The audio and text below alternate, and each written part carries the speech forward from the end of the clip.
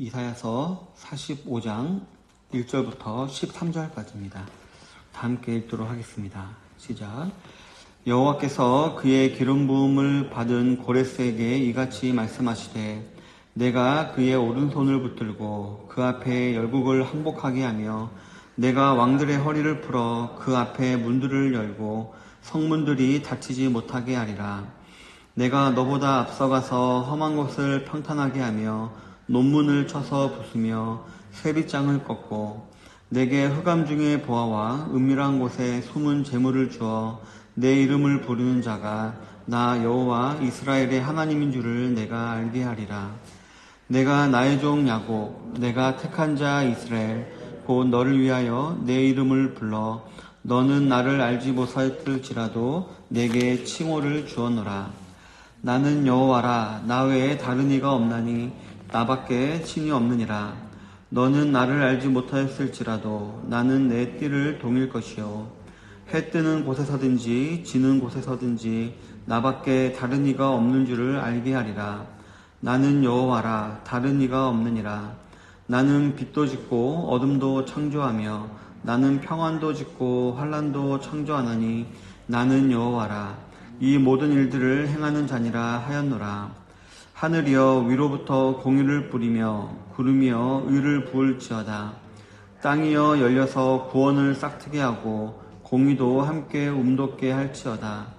나 여호와가 이 일을 창조하였느니라. 질그릇 조각 중 한 조각 같은 자가 자기를 지으신 이와 더불어 다툴진대 화했을진저 진흙이 토기장이에게 너는 무엇을 만드느냐 또는 네가 만든 것이 그는 손이 없다 말할 수 있겠느냐. 아버지에게는 무엇을 낳았소 하고 묻고 어머니에게는 무엇을 낳으려고 해산에 수고를 하였소 하고 묻는 자는 화있을진저 이스라엘의 거룩하시니 곧 이스라엘을 지으신 여호와께서 이같이 이르시되 너희가 장래일을 내게 물으며 또 내 아들들과 내 손으로 한 일에 관하여 내게 명령하려느냐.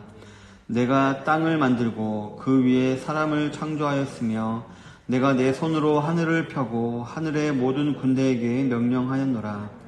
내가 공의로 그를 일으킨지라. 그의 모든 길을 곧게 하리니 그가 나의 성읍을 건축할 것이며 사로잡힌 내 백성을 값이나 갚음이 없이 놓으리라. 만군의 여호와의 말이니라 하셨느니라. 아멘. 오늘은 본문을 중심으로 해서 역사의 주인 하나님이란 제목으로 하나님 말씀을 나누기를 원합니다. 오늘 방금 읽은 본문은 마치 하나님께서 고레스 왕을 앞에 세워놓고 그에게 말을 하는 것과 같은 인상을 줍니다. 혹은 이 성경을 기록한 이사야 혹은 바룩으로 하여금 마치 고레스에게 편지를 쓰라 하고 그 말을 불러주는 것 같은 것입니다.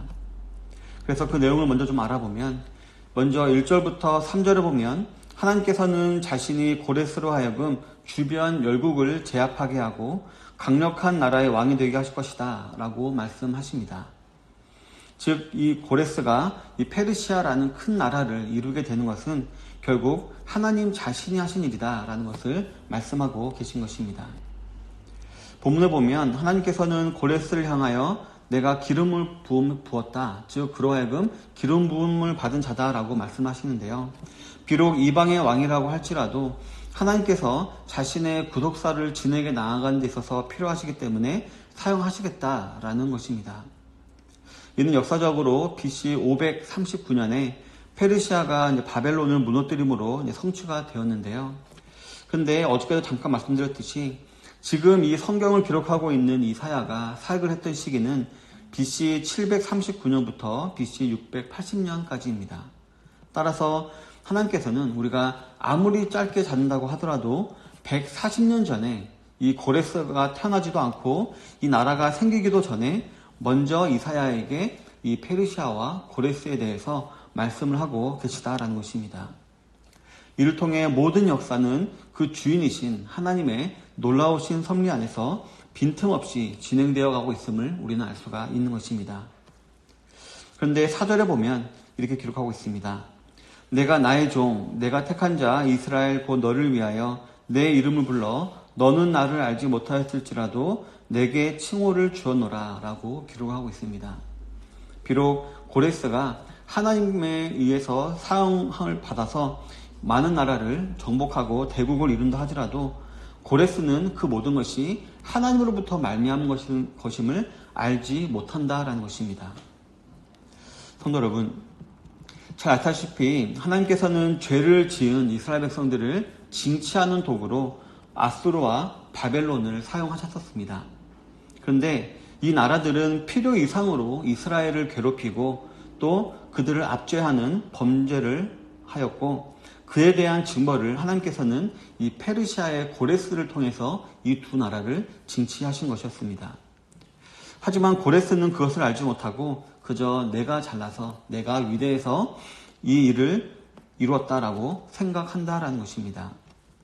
이를 통해 역사의 주인은 이 구속사를 진행해 나아가시는 하나님임에도 불구하고 사람들은 자주자주 자신이 인생의 주인이며 역사의 주인이다라고 착각을 한다라는 것을 우리가 알 수가 있는 것입니다.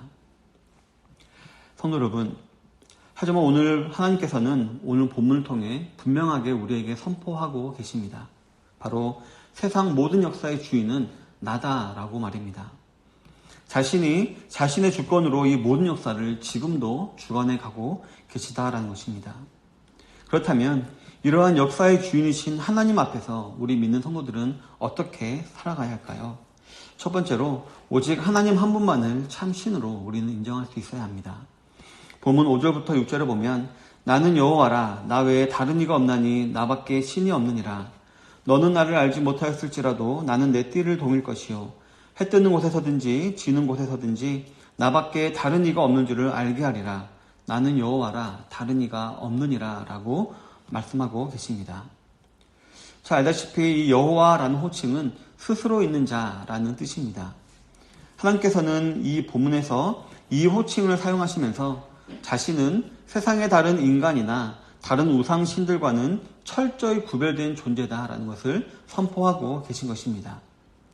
왜냐하면 그 어느 누구도 스스로 존재할 수 있는 자는 없기 때문입니다. 또한 우리 사람들은 우상을 만들어 놓고 그 우상들 향해서 신이다라고 우리가 부를 수는 있을지 모릅니다. 하지만 실제로 신은 오직 하나님 한 분밖에 없으신 것입니다.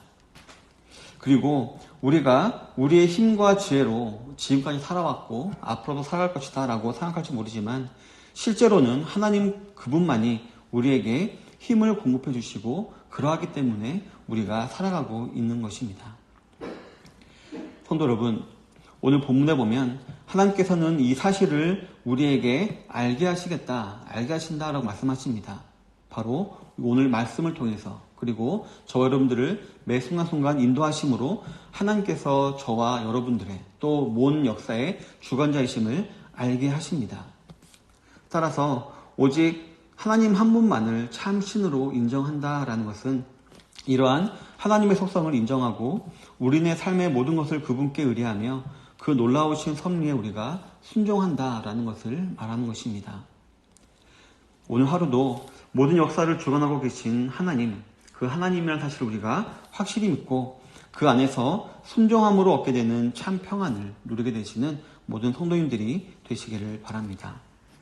두 번째로 역사의 주인이신 하나님 앞에서 믿는 성도들의 자세는 생사화복의 주관자가 하나님이심을 우리는 믿어야 합니다.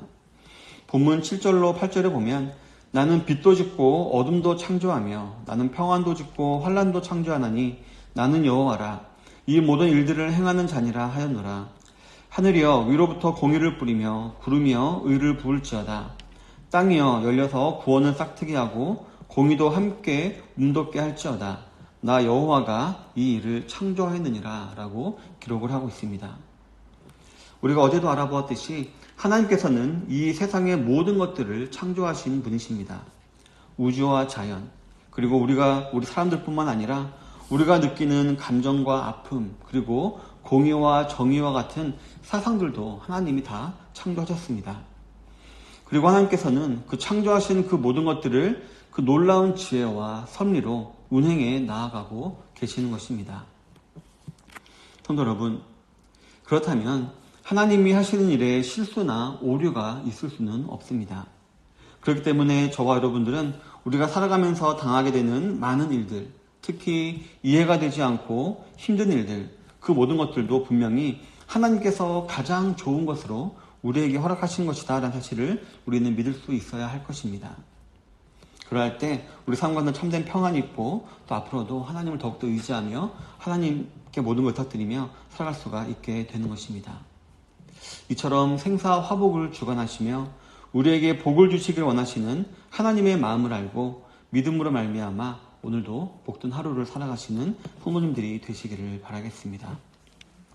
우리 사랑하는 성도 여러분, 본문 9절부터 12절에 보면 질그릇 조각 중 한 조각 같은 자가 자기를 지신 이와 더불어 다툴진대 화했을진저 진흙이 토기장이에게 너는 무엇을 만드느냐 또 네가 만든 것이 그는 손이 없다 말할 수 있겠느냐 아버지에게는 무엇을 낳았소 하고 묻고 어머니에게는 무엇을 낳으려고 해산의 소고를 하였소 하고 묻는 자는 화했을진저 이스라엘의 거룩하시니 곧 이스라엘을 지으신 여호와께서 이같이 이르시되 너희가 장래일을 내게 물으며 또 내 아들들과 내 손으로 한 일에 관하여 내게 명령하려느냐 내가 땅을 만들고 그 위에 사람을 창조하였으며 내가 내 손으로 하늘을 펴고 하늘의 모든 군대에게 명령하였노라 라고 기록을 하고 있습니다.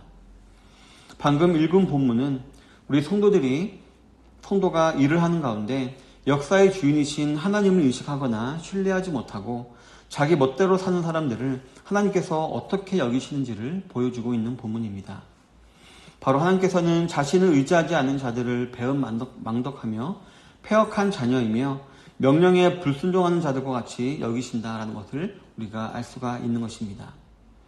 따라서 저와 여러분들은 하나님께서 우리를 쓰실 만한 깨끗한 질그릇으로 남겨줄 수 있도록 항상 우리는 주님 말씀에 순종할 수 있어야 할 것입니다.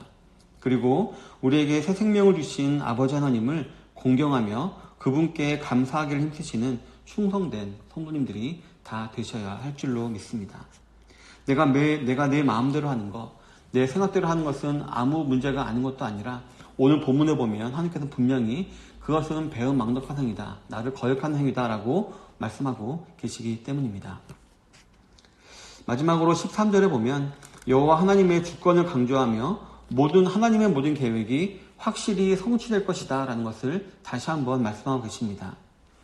즉 고레스 칙령에 의해서 이스라엘 백성들을 가나안 땅으로 값없이 보내며 뿐만 아니라 성전과 성곽을 재건할 수 있도록 물질적인 원조까지 공짜로 했던 그 사실을 예언하고 있는 것입니다.